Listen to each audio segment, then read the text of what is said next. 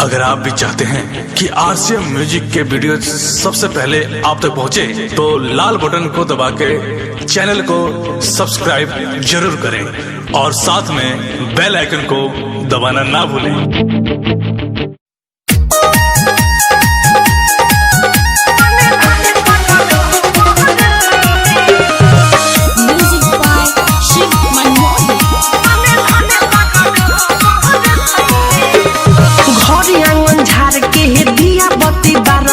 भइल तैयारी सब कुछ बिना ये तारा रखे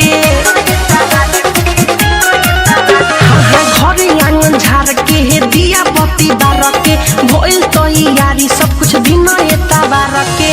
सभे दीपावली मनाई है हो, सभे दीपावली मनाई है हो।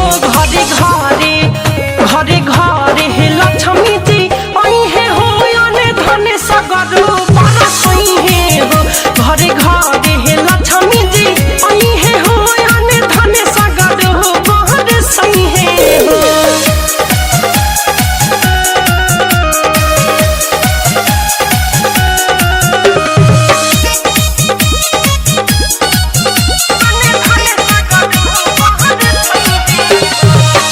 जहके माँ के भइल बाटे आजू के रात हो, लक्ष्मी गणेश के सभे करे पूजा पाठ हो।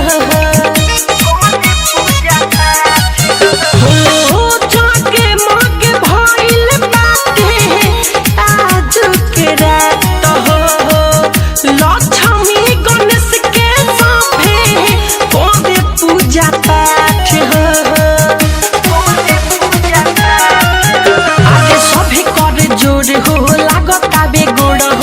सबके मन सब पुरई है हो, सबके मन सब पुरई है हो।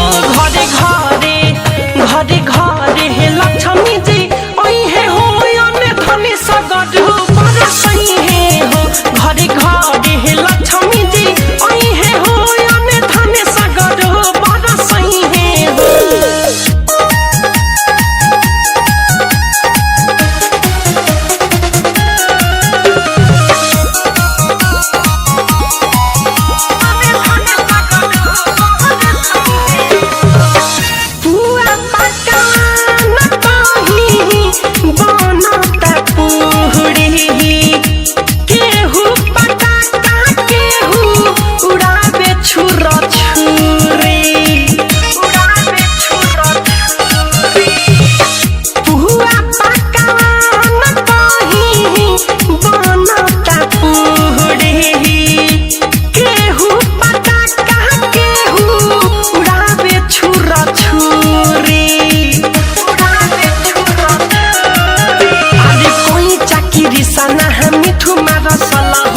घिउ के जोत जलाई है हो, घिउ के जोत जलाई है हो। घरे घरे घरे घरे हे लक्ष्मी जी आई है हो, अने धने सगरो बरसई है हो। घरे घरे हे लक्ष्मी जी आई है हो, अने धने सगरो बरसई है हो। घरे आंगन झाड़ के दिया बत्ती बार के भइल तैयारी सब कुछ बिना ये ताबार के। सभे दीपावली मनाई है हो, सभे दीपावली मनाई है हो। घरे घरे घरे घरे हे लक्ष्मी जी आई है हो, अने धने सगरो बरसई है हो। घरे घरे हे लक्ष्मी जी आई है हो, अने धने सगरो बरसई है हो।